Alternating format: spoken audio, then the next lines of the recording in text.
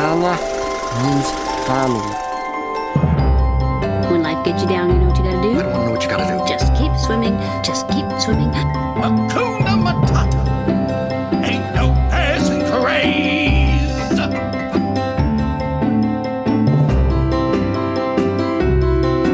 Welcome, everyone. I am Jay. I'm Andrea. And we are here as your host on the Disney Plus Us podcast. And we got a humdinger, as they say in the biz. A humdinger. A humdinger for you. Today, we are going to talk about Sleeping Beauty. The beauty that was sleeping. It sounds very short and dull, doesn't it? Sleeping Beauty. You think you're just going to watch a movie full of like snoozing people. Yeah, no, that's not it and at all. all of them are kind of average looking, and then there's one that's kind of good looking. And she's snoozing because everybody else is average. Yeah. Sounds like middle school. Oh, well, today we have a, let's just dive into it. Sorry.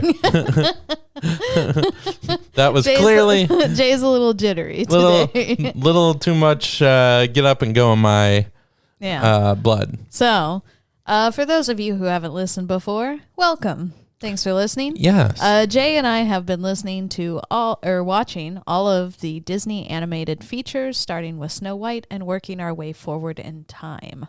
So right now we are going to watch the 1959 classic Sleeping Beauty.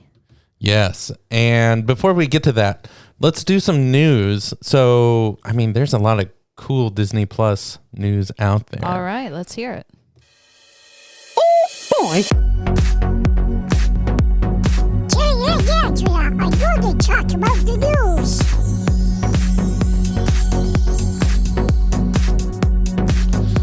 Of course.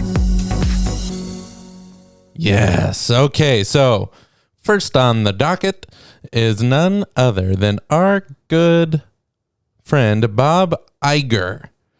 And he says there are Hold on. Bob Iger, the CEO of Disney? former CEO of Disney. That's he right. recently We did stepped that whole out. thing. Okay. Yeah. But I still think he's very involved with Disney Plus. Okay. And so he says straight up, there are more movies that are coming directly to Disney Plus. They are bypassing the theater. They're going straight to Disney Plus. And I think it was something about the Artemis Fowl. Yeah, I saw something about the Artemis Fowl movie, which that's based on a book series. And they made a movie about it. And that was supposed to be released in theaters sometime within the next few months, right? Yeah, but this is going straight to Disney Plus. And now it's going straight to Disney Plus. Onward was in theaters starting in March, I believe. And very quickly, theaters shut down. So they moved Onward pretty quickly over to Disney Plus. And rumor is it has been watched by way more people on Disney Plus than it was watched in theaters. Yeah, that's pretty wild when you see such success at this outlet. Yeah, it's really interesting to see. So were there any other movies that were mentioned? No, not directly, but I do want to say I'm a Star Wars nerd here. Obi-Wan is delayed. And that's a series based on Obi-Wan? Kenobi, yeah. That stars Ewan McGregor. Right? And it is, I mean, imagine it's not going to be just like Mandalorian, but it's a series like Mandalorian in the Star Wars world, and it's solely based on Obi-Wan. Cool. But that's being delayed because there's a new writer in town, it sounds like, for the series. But there is good news in the Star Wars world. The movie for 2022 is still on. Okay. Cool. So that's good. All right. Good to know. Enough about the news. I'm clapping my hand, wiping my hands of this. Okay. Yeah. Sleeping Beauty. Yes. How long has it been, my dear wife? Oh, gosh. Years. And I remember, well, the first time I saw it, I must have been very, very young, under the age of 3.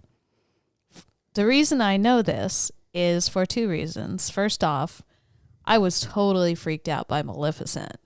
Yeah. She terrified me. And there's one shot in the movie where it like dims out and all you can see are her eyes, and her eyes are really creepy. Oh, no. And so I started seeing her eyes in like the knot holes of my bedroom door Oh, no. when I go to bed at night. The other reason I know I saw this movie before the age of 3 is, and this is, I'll try and shorten this story a bit. When I was around the age of 3, I fell into a smoldering campfire.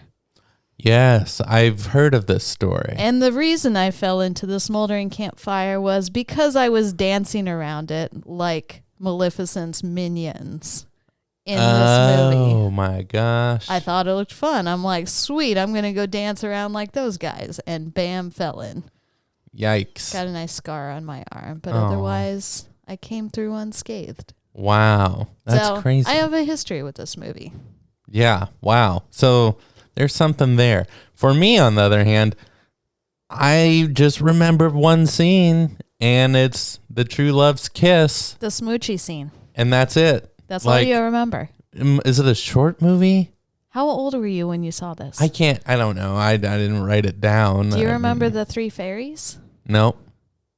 The pink, the Oh, green blue, and yellow? the green fairies. Maybe. Are they all old ladies? Yeah. Maybe.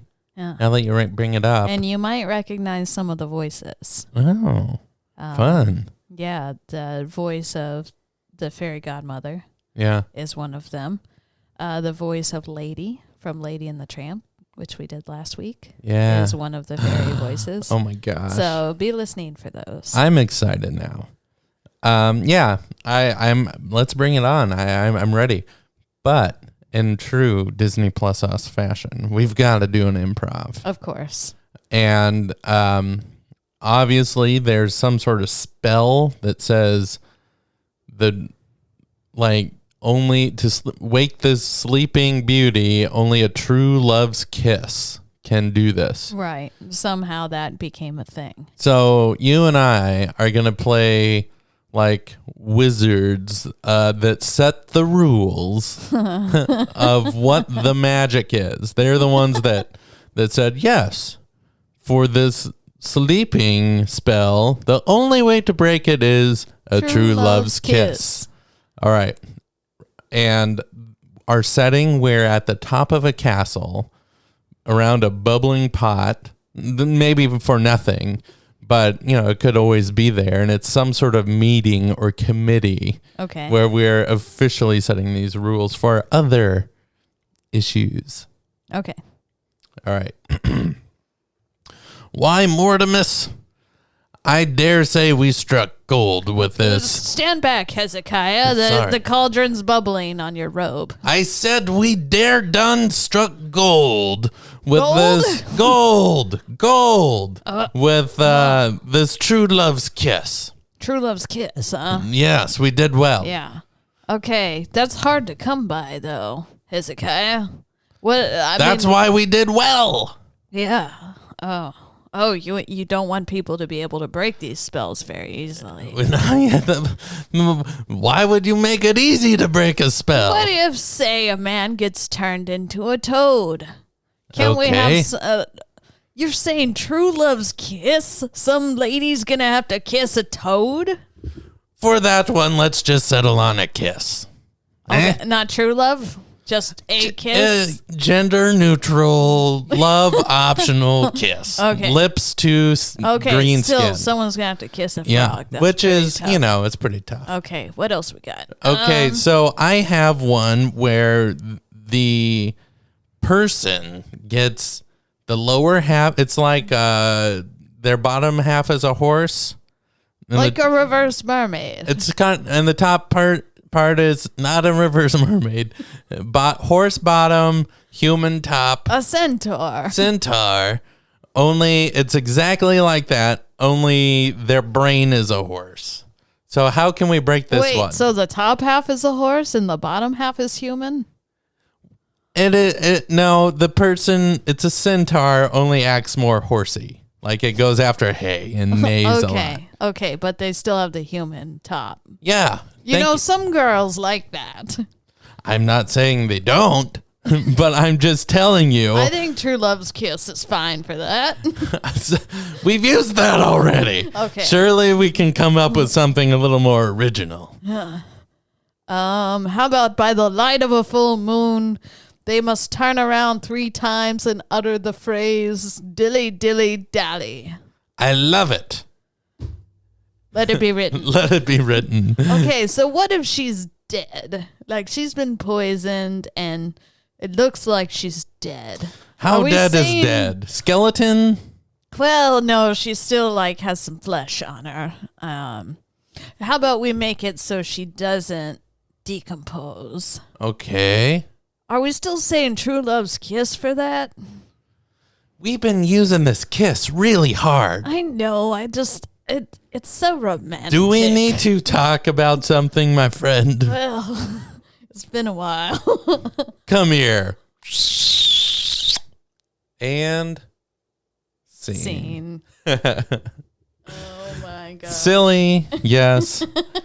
The probability of it being there, not great. No, it was cut for time. It was cut for time, Yeah. but, whatever. Cool. Well, we should probably watch the trailer so you know what to expect from this movie. And this is the original Sleeping Beauty trailer. Now, don't tease me, Romy. You said you had the original last time. No, this is. Okay. This theater proudly announces one of the most important entertainment movies of our time. The presentation of a magnificent motion picture, Walt Disney's Sleeping Beauty. One of the world's best love stories becomes Walt Disney's most wonderful motion picture. Only in this theater, in this area, can you experience Sleeping Beauty as Walt Disney visualized its perfect presentation. For only here you can see it in that fabulous new dimension. Techniorama 7.0, filling the gigantic screen with all of its visual wonders, all its spectacle, all its fun. Only in this theater will you be able to enjoy the sensation Are you of sure Sleeping this isn't Beauty. an ad for the theater? Okay, I might have played the theater. Wait a minute. Okay. All right. Hold on. Here You're we go. used to watching your movies on this size of screen. They had those videos even back then. All right. All right. I don't want to risk doing the same thing. We can cut that part out. No, it's staying in. All right. Let's just go with this one. If you're listening now and have a time machine, go back like a minute and just skip forward. That was funny. Okay, that's the same thing again. Okay, no, I'm doing it right this time. It's not the OG trailer. I'm sorry. It's too hard to find. You could have been here looking for it You while I was. teased me. You're like the original. Listen well, all of you. She's so scary. It is very true. You know the classic story. I don't, not Now really. Watch it come to life. Okay, so she's a blonde in a way you've dancing with the never prince. imagined. What In is it? red. Come on, let's find out. It's Walt Disney's Sleeping Beauty. Come along now. We must tell their majesties at once. On the day she was born, I cast a spell upon her that before the sun set on her 16th birthday, she would prick her finger on the spindle of a spinning wheel. From this slumber you shall wake. When true love's kiss, the spell shall break. True Love's Kiss. A magic Wow. beyond anything you could ever imagine has transformed this immortal tale Wow. as if it is being told for the very first time. First time. Maleficent is very evil. I will give you that. She's terrifying. All right, I see the 3 godmothers.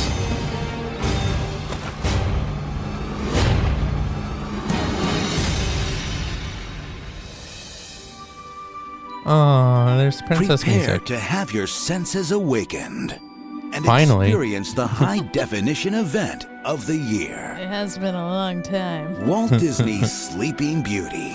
For the first time ever on Platinum Edition DVD. Wow. Okay. I'm excited. I mean, Now that you see more of what it's about. so it's more of you were doomed to be cursed. Yeah. Have fun. On the day you were born. Now look forward to that as you grow up. With that, I say let's watch the movie. Let's do it. 2, 3, 4. It's time for the movie. Which remote do we use again? I'll get the popcorn.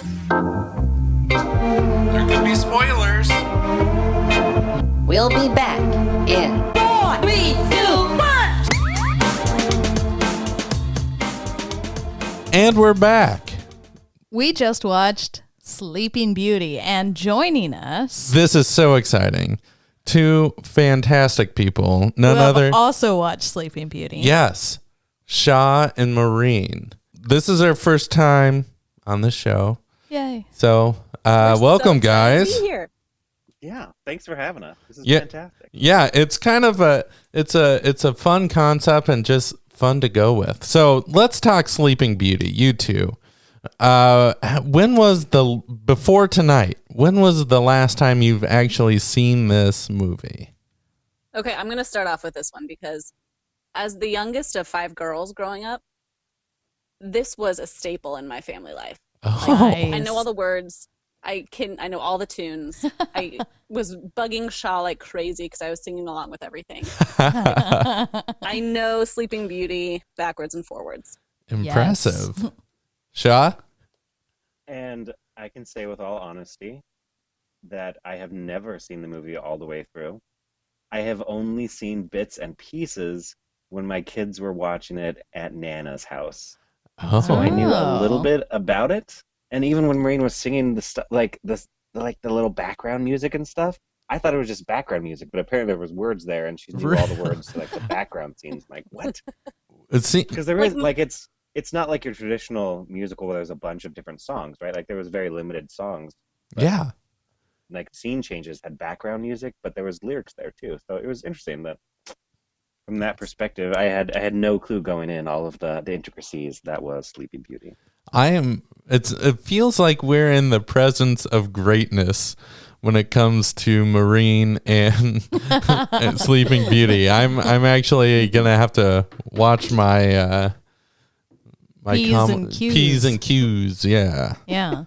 All right. Without further ado, let's dive into this because this has been I haven't seen this in ages. I bet 20 years or more. Okay. Well, let's just talk through some of the major plot points, and we'll kind of give our reactions as we go through. So the movie starts with a bedazzled book that magically opens, and it says Sleeping Beauty. And then you hear a voiceover explaining Aurora is named after the sunshine, and the king and the queen had this daughter, and The whole kingdom is celebrating, and they all come for this big party. it's a parade. And here's something that I've noticed about the parade. Like, the parade was a very big deal Oh, yeah. compared to what was the latter half, like the 16th birthday thing. I don't know. You think more people were at the parade than Yes. the 16th birthday? Yes, I There do. were a lot of people at the 16th birthday. Yeah. Well, anyway. I didn't Yeah, count. you're right though. Like the parade, there was like lines out of the castle, and it seemed like all of the local, well, not local, but far and wide, all the different kingdoms came to adore the new princess, right? Yeah, but you're right. Yeah. For the 16th birthday. Yeah. Well, I mean, think about it. Would you rather see a baby or a 16-year-old? Yeah, that's a good point. Oh boy. Well, anyway, so moving on, there's 3 fairy godmothers, but they're not Just sorry, fairies. 3 fairies that are, I guess, employed by the king. I don't quite They follow. do their own thing. Yeah. But they live in the castle. Do they? I don't know. I don't know I where don't they think live. they live in the castle. No, I might be wrong. They are their own beings because they come up in other folk tales as well. Okay, so So I they think they're an independent company. They show up to gift the new Subcontractor. princess with gifts. yeah, like the Magical gifts. it's like they're the magi. It kind of seemed like Yeah, we are kind of. here with the gifts, and there's this big ceremony, and the first one gifts beauty to the obviously ugly child. No, I'm kidding. Like, she could have been already beautiful. We Who don't knows? know what she would have looked like. Baby. And then the second one gifts song and her ability to sing. Okay, and can we talk about how these fairies were clearly not parents? Because as a parent, I would love them to say, like, here's a gift of sleeping through the night. Like, here's a gift of, paying attention or obedience. Obedience would be an amazing gift, but that's a whole nother conversation. Yeah. That is Yeah, I was thinking they were pretty useless gifts. Unless they're Old just school trying to Disney. get her married off, in which case both of them worked. Yeah. Wait, I forgot an important plot point. Like, it was arranged on the day of her birth or whatever, this parade day, that she would be married off to Prince Philip, who of was the neighboring kingdom. yeah, and that's just how it was. So convenient.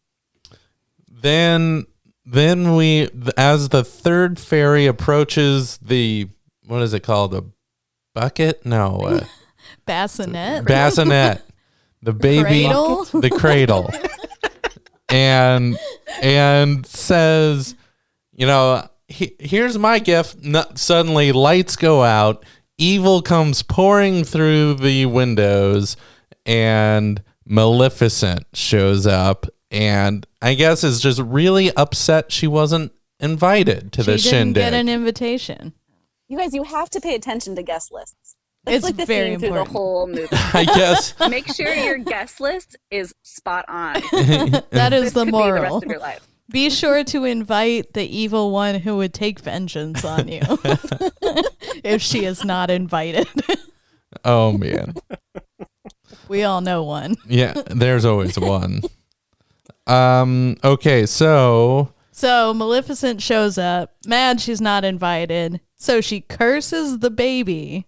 and the curse is just ridiculous. Like, where did she cook this thing up? She said, okay, by her 16th birthday, she will prick her finger on a spinning wheel and Which I die. still to this day don't know what a spinning wheel is. I know. The spindle of the spinning wheel.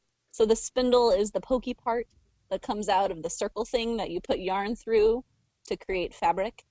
I see. I don't quite understand the point of the pointy It's part, like but if you have Yeah. sheep's wool or something and you're trying to Right. make it into thread, then you put it on a spinning wheel and it kind of stretches it out and twists it so okay. that you have a nice, strong, thin thread.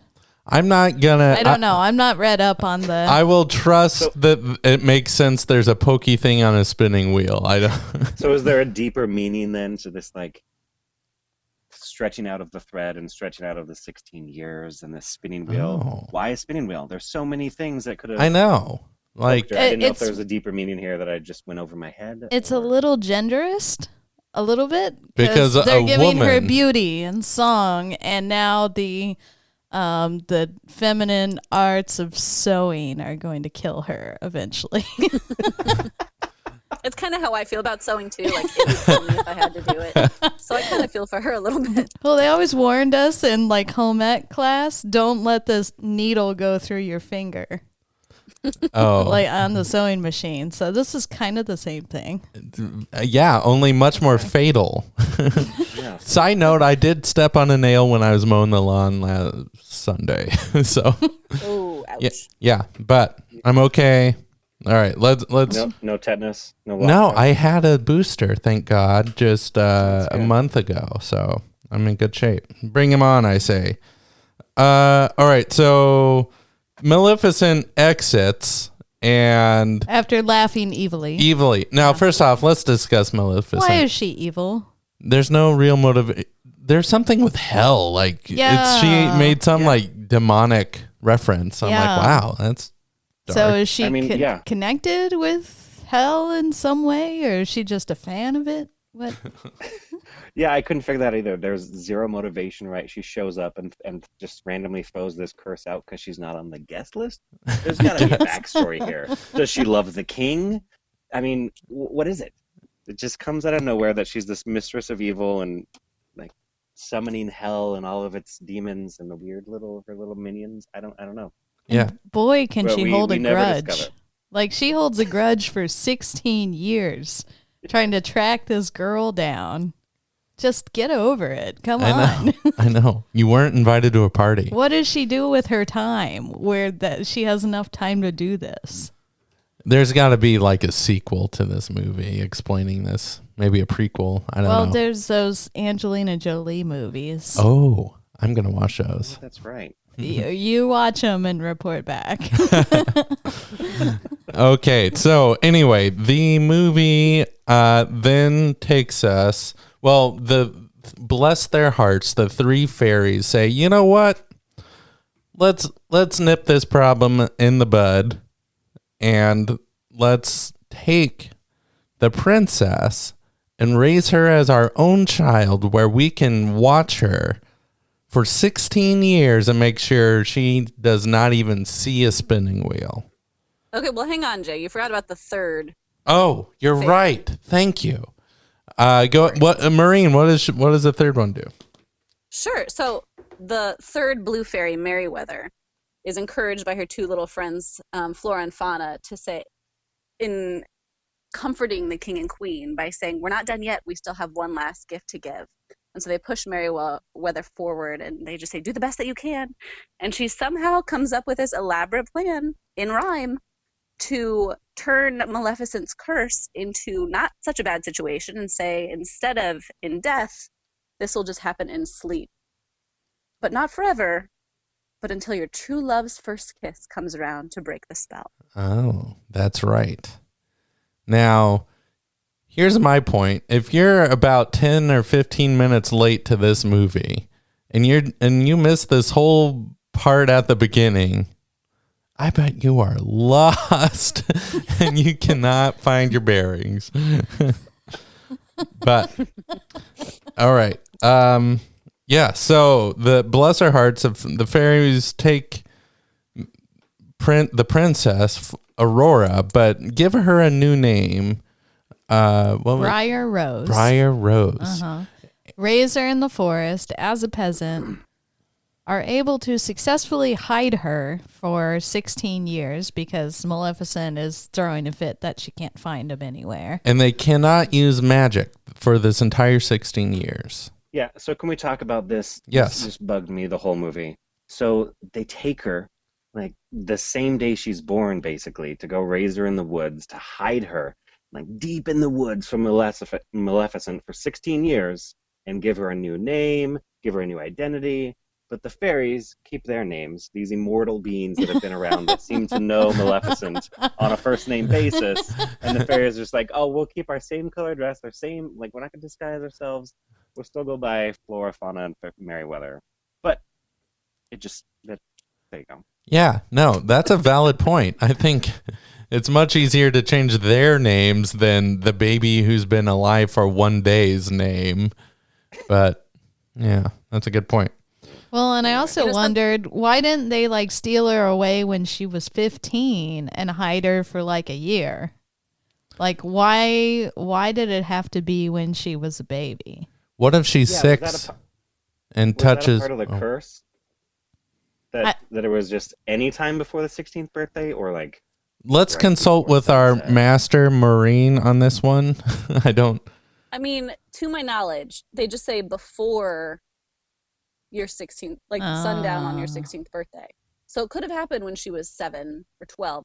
But I mean, you got to have at least, 2 years before a baby can prick her finger on a spindle. Like, give the parents a couple years. Yeah, that's what I'm thinking. They didn't get to hang out with their baby at all, although maybe they were okay with that. I don't know. I mean, it's an interesting situation, but I have to say, I love the father's response, the king's response.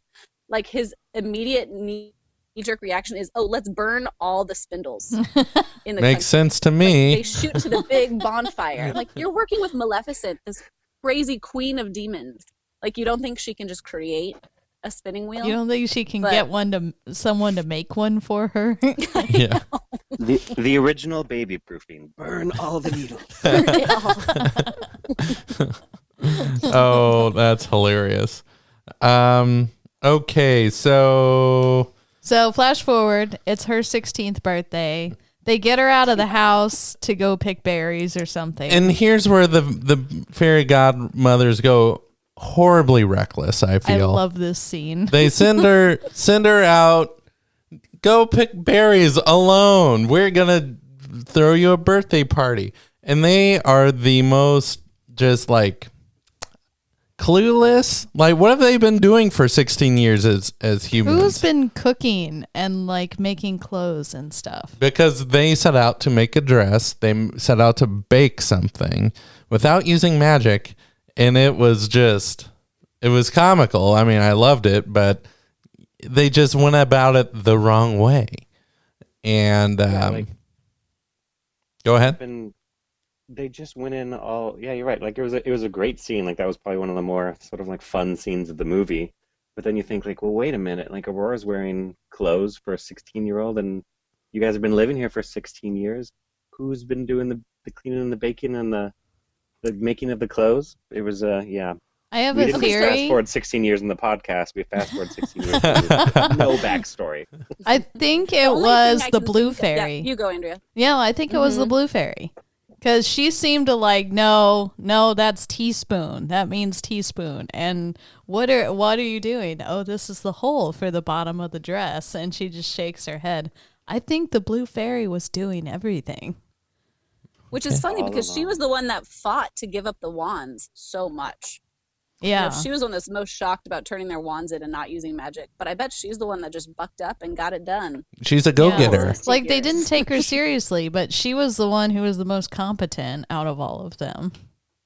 Or skipping ahead when she runs up the stairs to get the wands. She knew right where they were the whole time. Oh, yeah. I'm betting she's been using the wands for 16 years. She's been using the wands the whole time. Sneaking the magic. Look, these are good as new. Yep, see? Just worked fine. Oh, funny.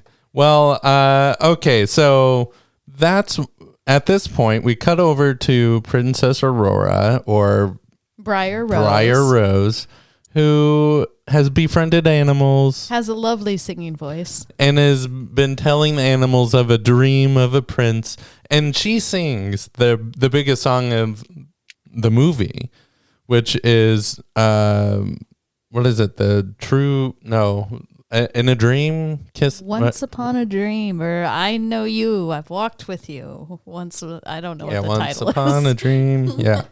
And the prince is like gallivanting in his first use of a comedic horse. Comical animated horse. Thumbs up. Yeah, very funny. And they overhear this song, and he's like, "What an angel! I must find and pursue whatever creature is making this this sound." Like men do. Like men do. It is a thing. It turns out, funny enough, I guess he gets bucked by his comic horse into the river. They loses his hat, loses his cape. The animals take it and do an even cuter little pretend dance with Aurora. And then what happens?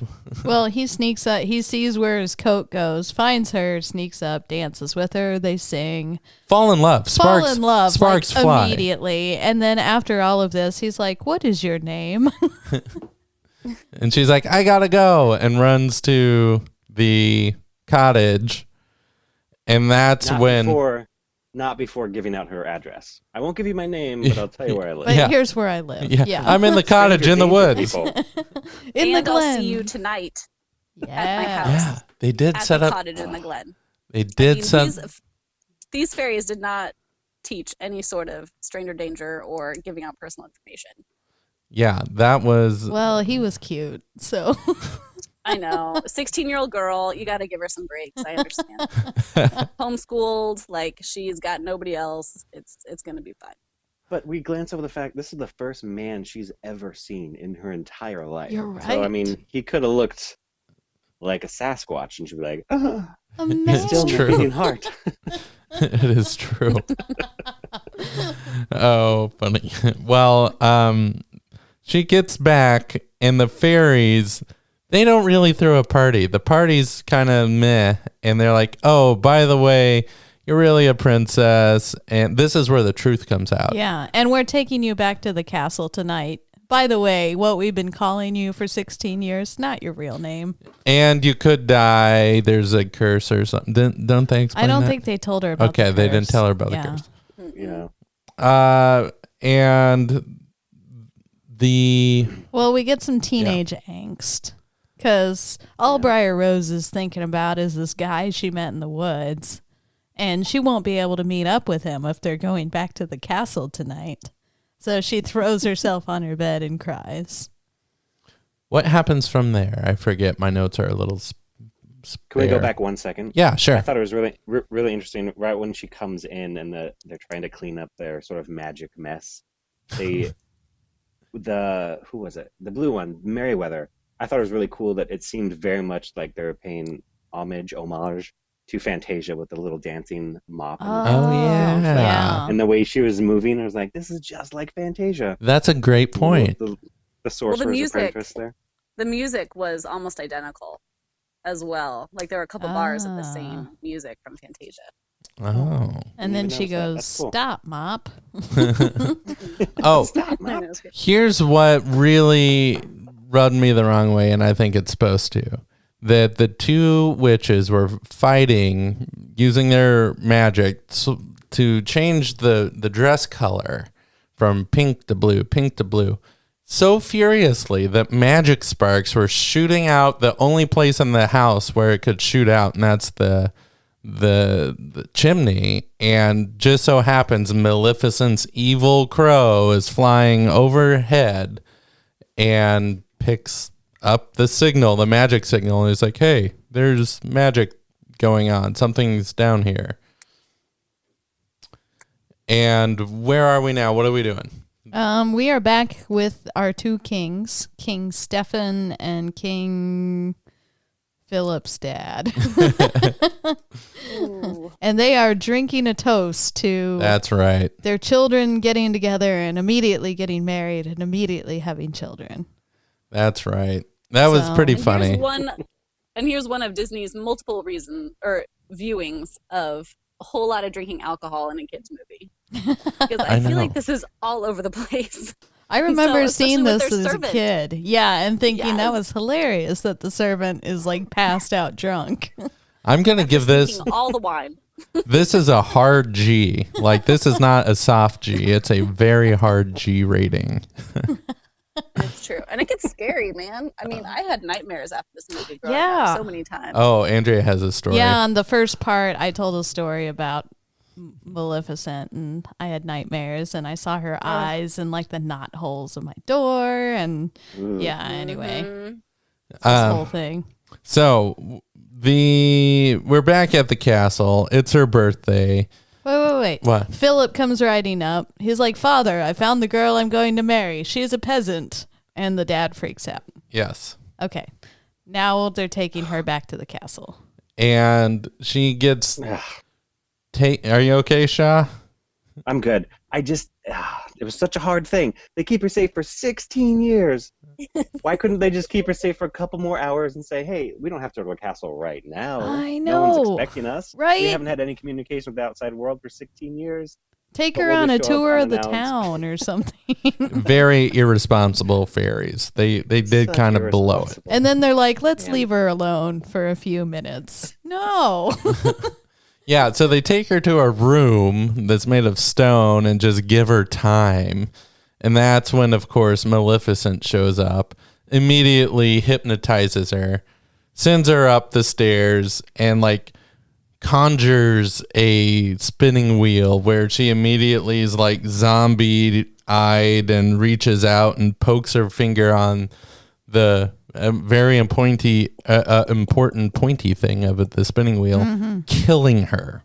And we have to clarify that was all being done with the creepiest music that I've ever heard. It is very, The composition of this music, while she is being led up this back stone staircase, is just like, it's such an artistry that they're able to couple the lighting and the music to just freak me out. It's terrifying. Which I mean, the music, that's where all my nightmares came from. green light appears in your bedroom and a door opens up. Don't follow the green light. Don't follow Just say that. no. It's like it's all the major like horror movie tropes. Like you don't go off alone. That's when you die, right? It's like, oh well, the creepy music starts and she goes off alone. Oh man. Yeah, anytime you see something like green in a Disney movie, it's evil. Don't go there. Yeah, it is true. It's true. And the fairies realize, and they start to chase after her, right? And this is what drives me nuts. Is because they sit there and they try and push on this brick wall to get through where she goes. And they have then, wands. Oh gosh, it's like 5 minutes later. But let's just use our wands. They haven't used their wands for 16 years. They forgot. That's true. They changed the dress. They changed the cake. They cleaned up the house. I'm not accepting that as an alternative here. Fair. Very fair. Okay, so then They finally find her. She's collapsed on the floor. Maleficent laughs evilly and disappears. this is where the movie kind of turns into an adventure. It is now up to these three fairies on how to best cover their tracks. Maybe that's the motivation, because they're like, oh, we really screwed up. What's going to happen when they find out we did? And one of them goes, they won't find out. They will be sleeping. And this is what I'm going to say. When I was watching this, Andrea can vouch, I straight up said, Andrea, this is nothing shy of genocide here. They went around and put everybody in the kingdom, no matter who you were, how you were involved in this, to sleep. They stole life, forced the kingdom to go to sleep, and then Jay was horrified by this. It was very rude. At least it was just like a sleep and not like cease to exist like the Thanos snap or something. I mean, they were just sleeping, Jay. Genocide? I don't know. I know. I mean, against their will, forced to sleep. So sounds awful. But it could have been 100 years. I don't know. That's what I was going to say, is that like at this point, the fairies didn't know how long this was going to last. It's true. It's true. Well, you would assume if it's going to be longer than a day, then true love's never going to happen. I mean, yeah. You're giving true love one day when they had no idea who her true love was at this point? Well, if she's never met anyone in the entire world, except for this one dude in the forest that same day, your circle of like self-sacrificial true love is pretty small. It is true. But I digress. Okay, so now it's to the fairies that say we need a hero. And that hero's name is Philip. And they hunt down Philip. They magic him at. They know though. Then they know, because while they're putting the town to sleep, they're putting to sleep Philip's father, the king. And that's when. Whoa, plot twist. Yeah. That's when the king said the same thing, that he had met his true love, and they had met once upon a dream, which was the Oh, that's right. from the main song. That's like the crucial turning point. Yes, and the fairies finally know. Yes, and they can go find Philip. But they put everybody to sleep before they found that out. So were they going to go find the boy from the forest, or were they just going to like put everyone to sleep and then like skip town? See you in a few thousand years. Genocide. Okay, so yes, details were learned. Philip ends up going to the cottage to find his true love. Turns out it's Maleficent, not who he thought, and he gets captured, taken to the evil castle. Okay, And can I ask a question at this point? yeah. how did Maleficent know about the third gift? So when she left the baby party, she left right after she put the curse on Aurora. So I would assume that she would think that as soon as Aurora touched the spindle, she would die. Yeah. But she didn't. So she somehow found out about the third gift from Merryweather, I suppose. It's just, I would assume that she would think she'd prick her finger and then die. But then since Maleficent went back to the cottage to try and catch Aurora's true love, whoever he may be, that she must have learned about the third curse. Yeah. Or the third blessing. Yeah. I just thought that was kind of like a little plot question mark. Yeah. So I think people talk. So maybe she heard some gossip over the well, years. here's what we only know what we know, and we know that these fairies are a bit clumsy, maybe a bit goofbally, maybe some lips little too loose. True. They illustrated that many times. Yes. So I don't know. I would assume maybe that would happen in this scenario. Yeah, but everybody was there during the baby scene. So everybody in town knew this. So surely they would be talking about it, and one of her minions would report back to her. Very good. She point. found out. That's possible. That's possible. Okay, so in Philip the gets dungeon, kidnapped. Yeah. chained to the wall, and of course Maleficent does Man-napped. Man-napped. Not kidnapped. Yeah, man-napped. She does the thing where, well, he's 16. No, maybe 8. No, he's a still little 19. older. Yeah, Yeah, he's got to be. He's over 20, right? Maybe. At least 30. No. At he was- least like 5 or 6 when he's looking at baby Aurora yes. at the beginning. So he's got to be early 20s. Yeah. Man-napped. Man-napped.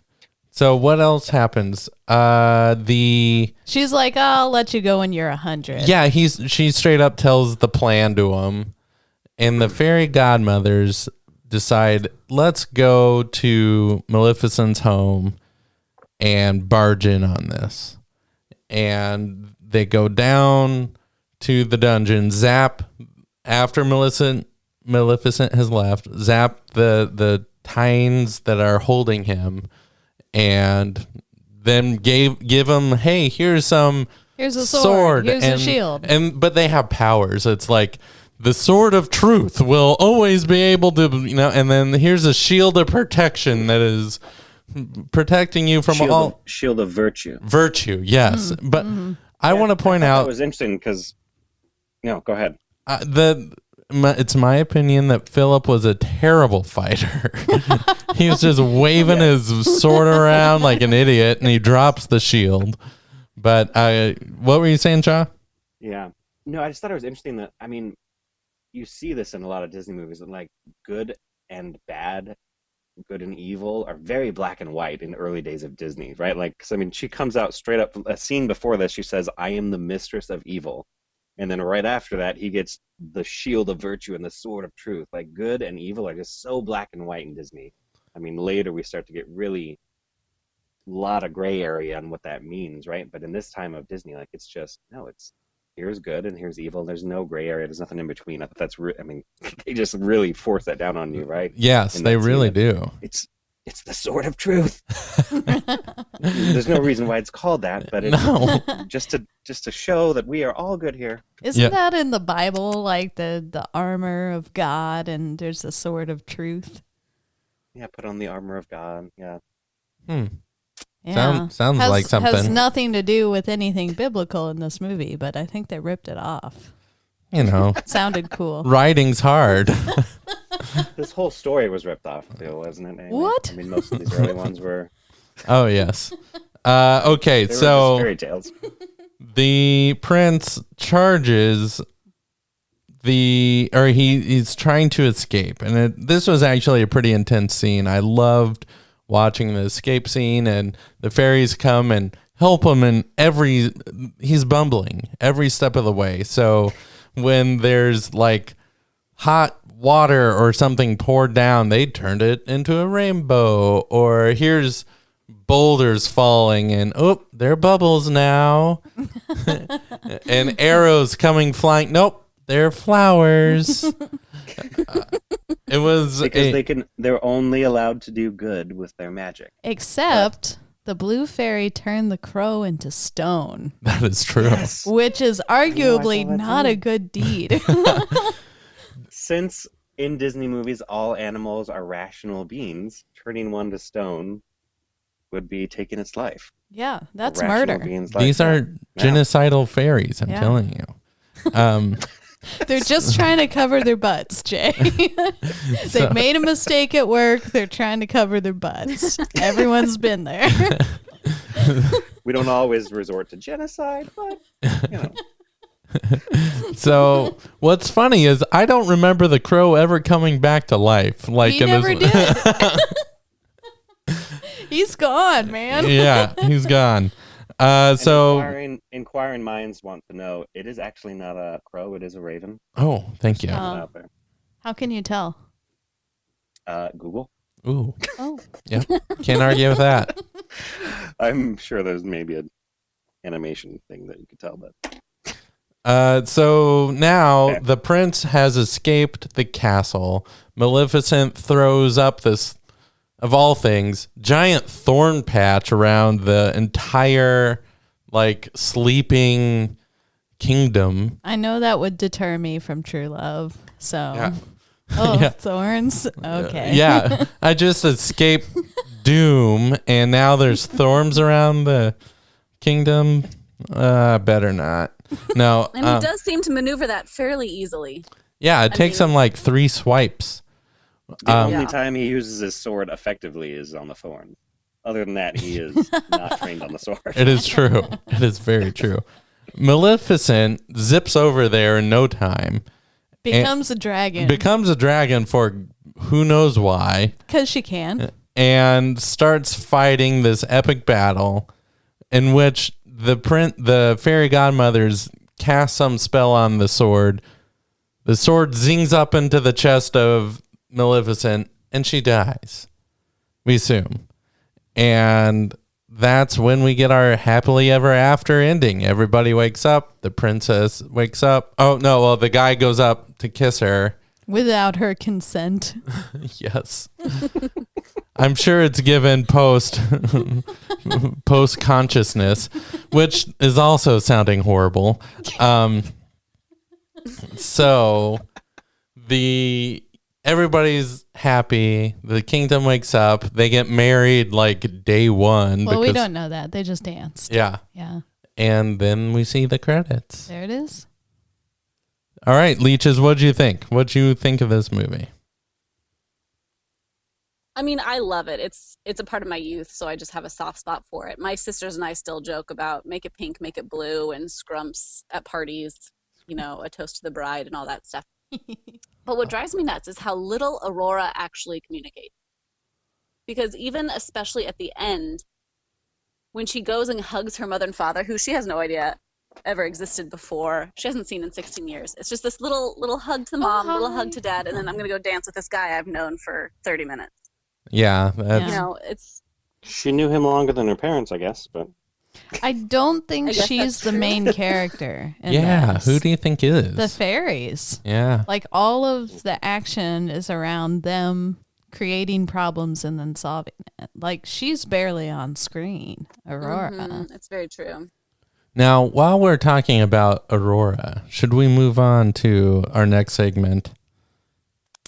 Yeah, let's do it. Leadership, morality, fashion, singing, X Factor. The Disney Princess's 5-point princess score is...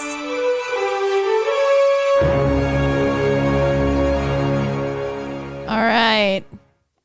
Sean Maureen, what score did you give Aurora for leadership? I gave her a solid 3. Didn't seem to have much going on. Shaw? I gave her a 4. Without spoiling my other numbers for all of these, because she led the animals, I think, with grace and aplomb. Interesting. Very Jay? good. I gave her a 2. Okay. She literally lived her life being told what to do the entire time. Very little leadership. I gave her a 1 for the exact same reason. Plus, she followed that green light, which a true leader would never do. Yes. Whoa, Shaw with the highest point score. Yeah. Wow. Interesting. Okay. All right, morality. Maureen, what'd you give her? I mean, I gave her a 4. She's 16. Doesn't know much about the world. I feel like she tried her best when not under the spell of other people. I feel like I was being generous with this one, but I'm going to stick with my 4. That's fair. Shaw?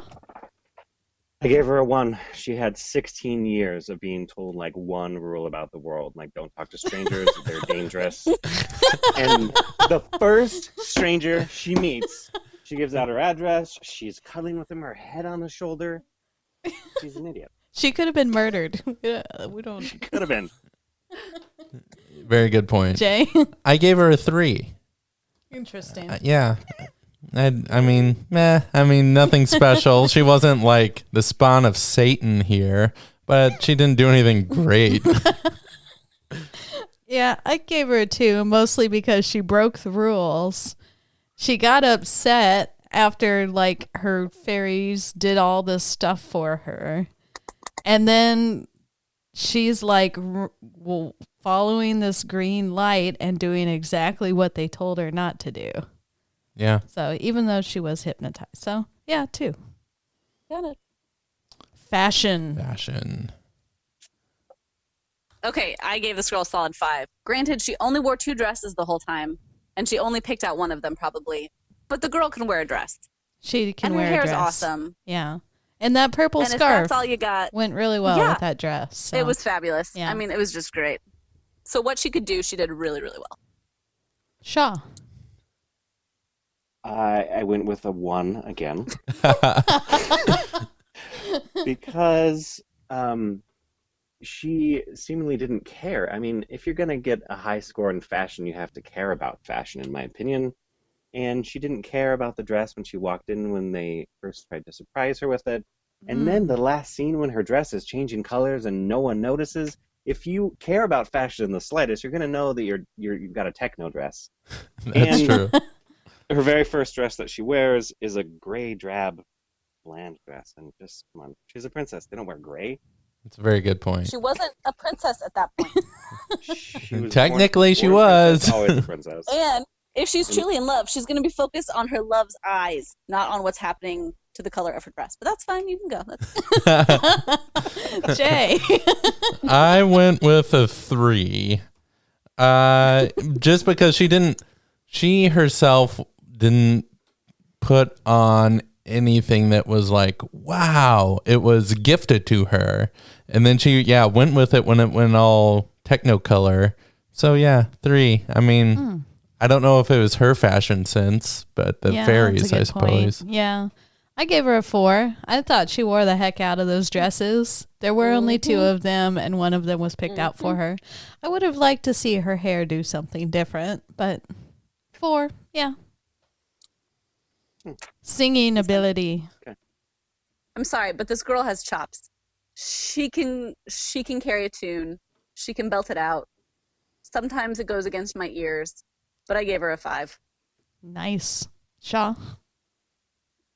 I gave her a 3 because I thought it was cool. I mean, like it was fun to hear sort of the operatic stuff in a Disney movie. You don't hear like opera in Disney much, but she sang one song, and if I'm trying to remember, there was only really 2 songs in this movie, right?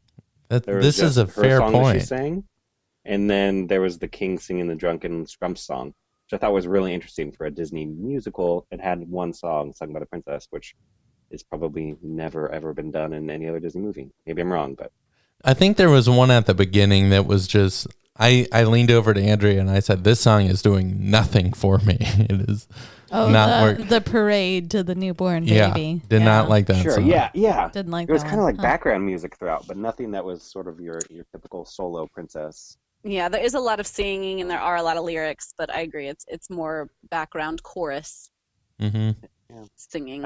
I wanted her to shine, and she just never took the spotlight. Poor thing. Jay. I went with 4.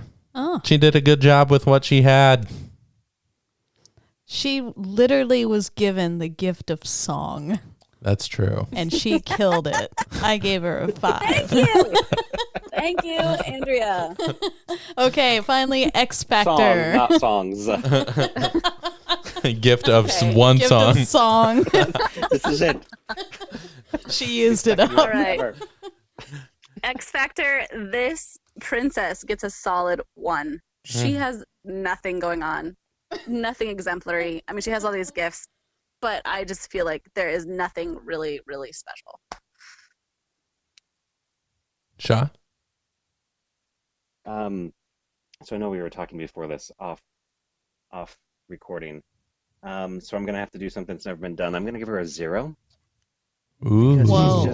She's just burnt. Harsh. She's not burnt. She's untoasted bread. She has no personality. Just plain nothing. white bread. Just plain white bread. I couldn't get behind her as a character. I will Sorry. give her a 2 also for X Factor. She, for all the reasons that have been stated. And I mean, she was nice to the animals when she was dancing with them. That's about as much as I can say for Princess. Yeah, I gave her a 2 because the birds like harmonized with her, and that was pretty cool. But yeah, otherwise, she didn't really have a personality. She didn't even really get to talk that much, so I don't feel like I really know her. Mm-hmm. So okay, to argue my 0, the things no that one's challenging it, but go on. The things that we say she shined on were not of her, right? She was given the gift of beauty, which apparently she didn't have before. She was given the gift of song. Those were not a part of her, right? These were sort of forced into her very essence, her very being. And that was her only personality traits were the things that were given to her. She's a 0. Very well argued. The 0 is approved. She was very friendly to strangers. And animals. That's all she's got.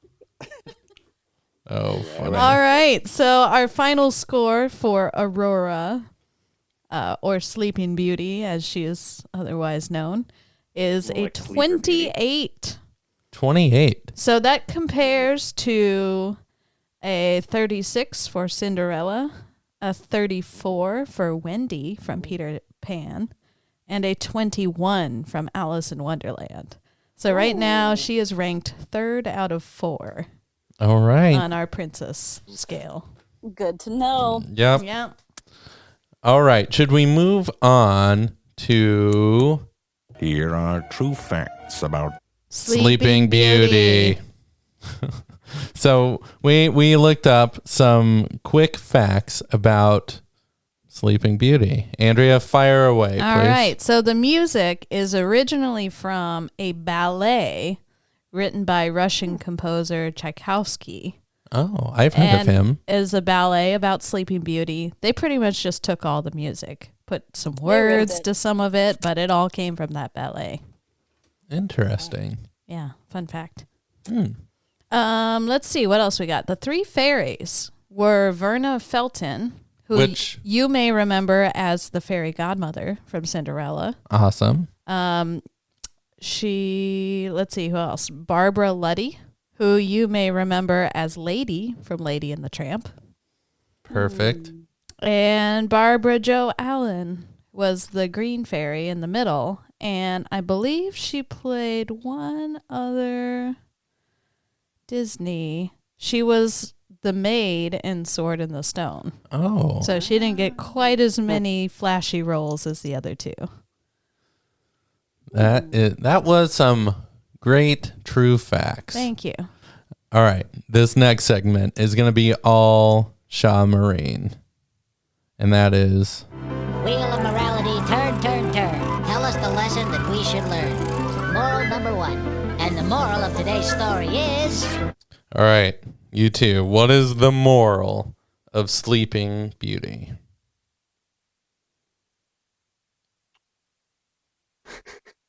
Don't screw around on the job. Own up to your mistakes. Think before you act. And for crying out loud, don't talk to strangers. Those I'm are. gonna say, don't celebrate till you've passed the finish line. Yeah. Get the job done. Yeah. Yeah, I think that's a good one. All of these are directed at the fairies. Well, they're the main characters, so I guess that makes sense. Yeah. It is true. They're the guardians. Or Sometimes- if you're, a prince, take some sword fighting lessons. Yeah. Oh, geez. You probably need it at Might some come point. in handy later. What does Fighting this? dragons. What does it say about like true love and falling in love on the first day? I don't know. Maybe. Does it say anything about it? I don't think so. I don't know. Like, No? I think true love's kiss is kind of A thing. squishy. Like, I think it's if you're just feeling it right now, then that's a thing. Oh, funny. Like, I don't know how they can measure whether it's like true lasting love or if it's like True right now love. infatuation true love. Like, did they both decide to be in love? Like, did you decide that this is real love? Yeah, it's questionable. It is. Well, yeah, I mean, that's the classical sort of philosophical definition of love is that it's love of the other, not of yourself. And how can you come to that by doing half of a dance to half of a song in the woods? There's just there's no gift of self Yeah. or self-sacrifice there. Well, on his So, side, true like he love, fought I through don't know. thorns and a dragon for her. So maybe Just to on his kiss her. side. Yeah, Just just to kiss her. Just to kiss her. Yeah. Yeah. Fought through thorns. I would say did mild gardening. On that note, we are being brought to the end of our show. But Shaw Marine, thank you so much for joining us. What a treat to have you guys here. The next episode is 101 Dalmatians. All right. Yeah. Oh, It- such a good flick. It will be great. Until next time, everyone, have a great day. See ya. Peace.